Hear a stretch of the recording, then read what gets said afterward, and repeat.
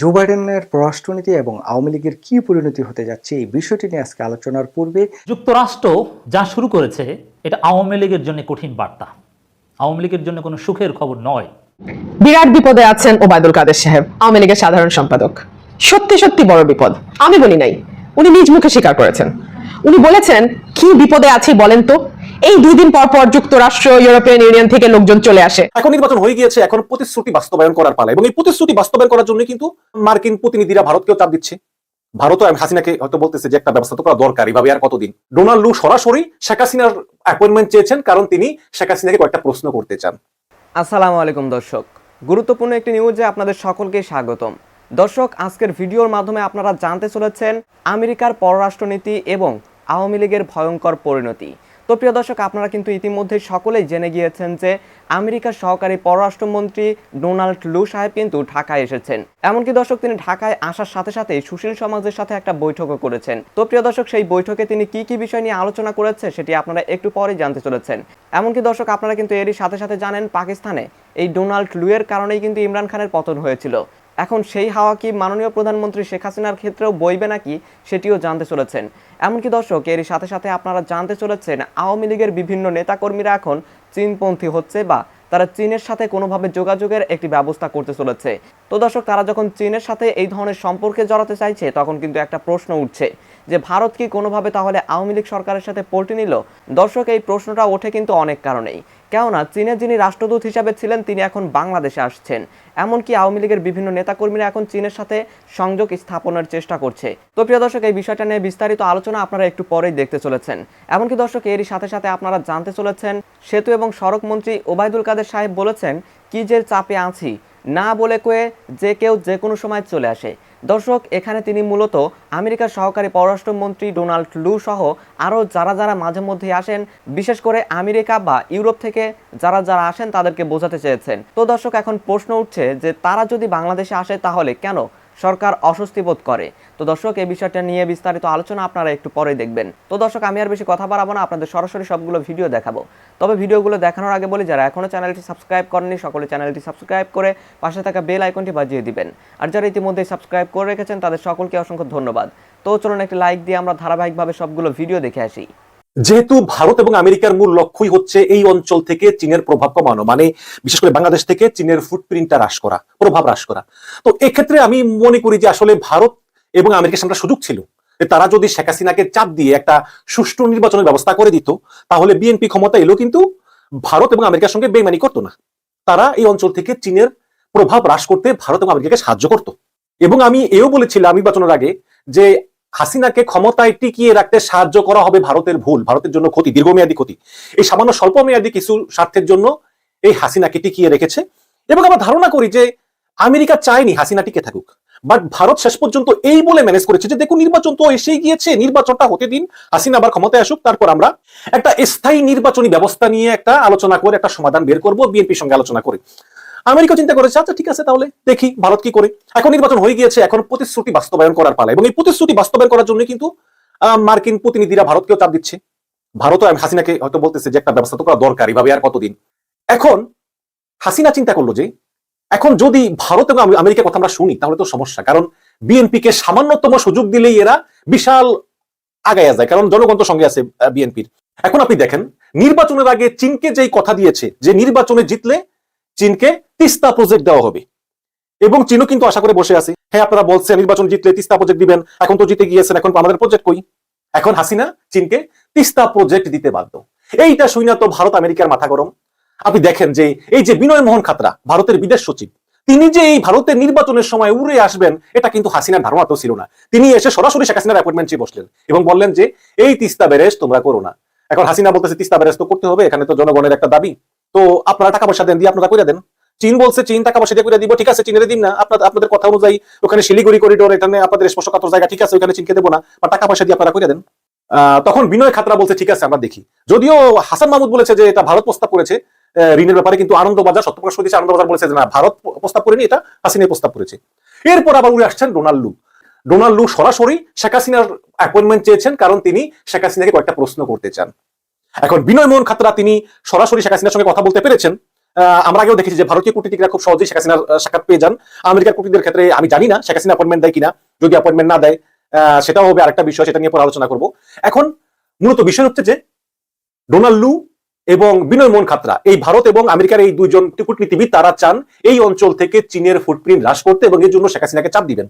এখন আমার কথা হচ্ছে যে ডোনাল্ড লু বাংলাদেশে এসে হাসিনাকে চাপ দিবে কেন?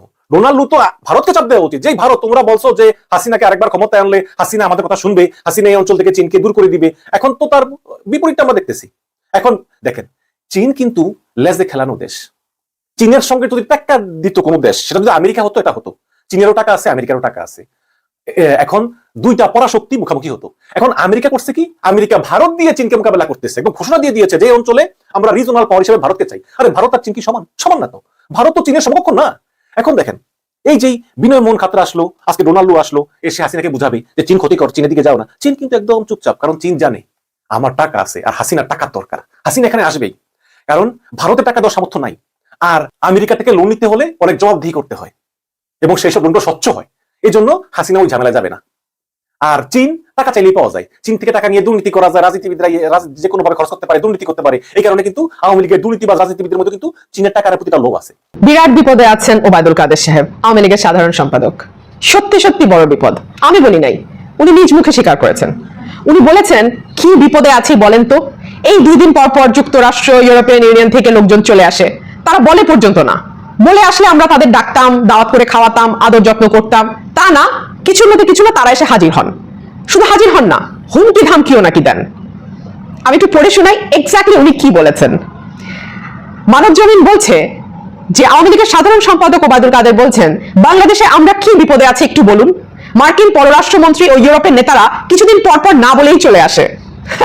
অনেকটা বাড়িতে না বলে মেহমান আসার মতো।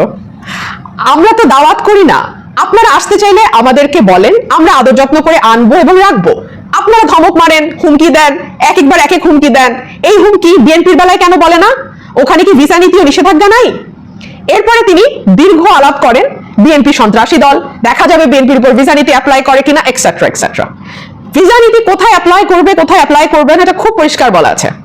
এবং আমি জানি না, সরকারি দল প্রাথমিকভাবে খুবই উচ্ছ্বসিত ছিল ভিসা নীতি নিয়ে, পরে বোধহয় তারা টের পেয়েছে। এবং আমার যতদূর মনে পড়ে, প্রধানমন্ত্রীর ভাষণের পরে যখন প্রধানমন্ত্রী ক্লিয়ারলি বললেন 24 ঘন্টা পাড়ি মানে উড়ে উড়ে আমেরিকা না গেলেও চলবে, আমাদের অন্যান্য মহাদেশ আছে, মহাসাগর আছে, তাদের সঙ্গে আমরা বন্ধুত্ব করব, ঠিক সেই স্টেটমেন্টটা যেদিন আসলো, সেদিন থেকে আওয়ামী লীগের নেতারা তাদের সুর পাল্টালেন এবং তারা রিয়েলাইজ করলেন, বা আগেই রিয়েলাইজ করেছিলেন, এখন প্রকাশ্যে বলা শুরু করলেন যে পশ্চিমারা আমাদের সাথে এমন কেন করছে। তারা তো বিএনপিকে কিছু বলছে না, এবং বিএনপির ব্যাপারে তাদের যা যা কমপ্লেইন সেটা তারা ফিরিস্তি দিয়ে বলা শুরু করলেন। Obaidul Quader is not an exception to that. এবং সম্ভবত আরো বেশ কিছু স্যাংশন আসতে যাচ্ছে। এই কথাটি ওবায়দুল কাদের অসহায়ের মতো বলছেন, কেন তারা বারবার আসে, আমরা তো ডাকি না, তারা নিজেরাই চলে আসে। কেন যে তারা নিজেরাই চলে আসে, এটা একটু বোঝার চেষ্টা করেন। আপনারা বোঝেন না তারা, আপনারা গত 15 বছর বাংলাদেশে কি করেছেন। মানবাধিকার থেকে শুরু করে, গণতন্ত্র থেকে শুরু করে, মানুষের ন্যূনতম কথা বলবার অধিকার থেকে শুরু করে প্রত্যেকটা জায়গাকে আপনারা কিভাবে ধ্বংস করেছেন, মানুষকে কিভাবে হাসতে হাসতে গুম করেছেন, বিচার বহির্ভূত হত্যা করেছেন আপনাদের বাহিনীগুলোকে দিয়ে, এটা আপনাদের অজানা থাকার কথা না। বিএনপি এবং জামাতের উপরে আপনারা ভয়াবহ স্টিম রোলার চালিয়েছেন এবং আপনারা বিচারের নামে একটার পর একটা প্রহসন করেছেন, একটার পর একটা। সকল বিরোধী রাজনৈতিক দলমতের মানুষকে কারাগারে নিয়েছেন, নেওয়ার চেষ্টা করেছেন, মামলা দিয়েছেন, গায়েবী মামলা দিয়েছেন, আজগুবি মামলা দিয়েছেন, ঘটনা ঘটে নাই তারপরও মামলা দিয়েছেন। এক একজন নেতার বিরুদ্ধে কয়েকশো করে মামলা আপনারা দিয়েছেন।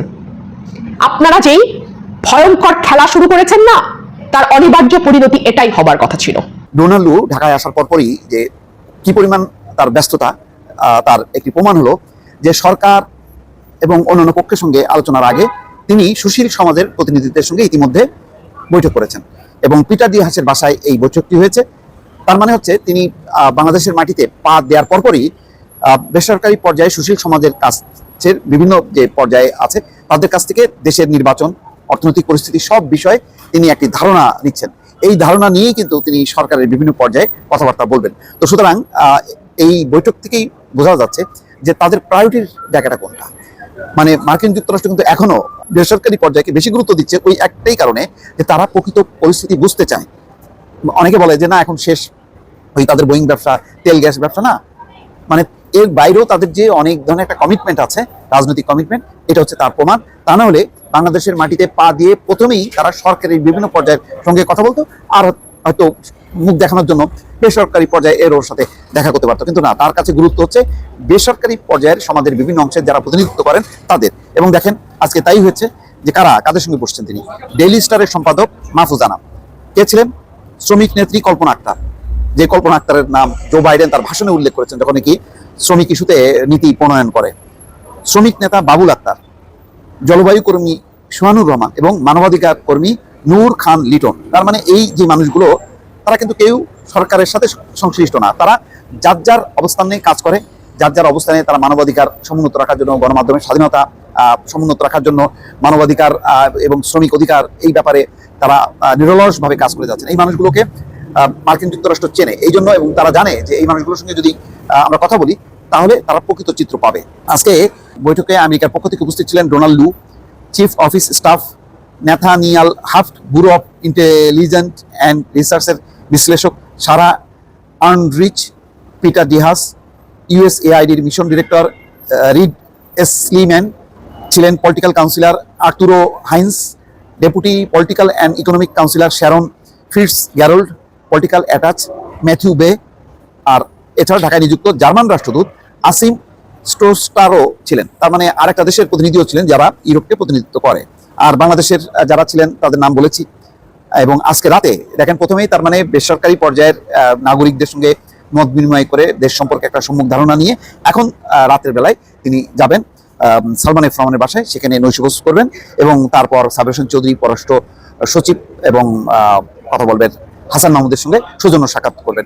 তো একটা পরিষ্কার যে তাদের প্রায়োরিটি তালিকাটা কি, এটা আমার মনে হয় যে বোঝার কোনো কষ্ট হচ্ছে না যে মার্কিন যুক্তরাষ্ট্র বাংলাদেশের সম্পর্কে তাদের বাংলাদেশের নির্বাচন, মানবাধিকার এইসব পরিস্থিতি নিয়ে তাদের আগের যে অবস্থান, সেই অবস্থানে কিন্তু তারা অটল আছে। দর্শক, আমি আশা করছি আপনারা সকলেই অত্যন্ত মনোযোগ সহকারে সবগুলো ভিডিওই দেখেছেন। এমনকি দর্শক, যদি এই ভিডিওগুলো সম্পর্কে আপনাদের কোনো মতামত থেকে থাকে তাহলে তা অবশ্যই জানাবেন। সবশেষে জানাবেন আপনি ঠিক কোন দলের নেতাকর্মী হয়ে ভিডিওটি দেখেছেন। দর্শক, ভিডিওটি শেষ করছি এখানেই, ফিরছি পরবর্তী নিউজে নতুন কোনো টপিকে। আল্লাহ হাফেজ।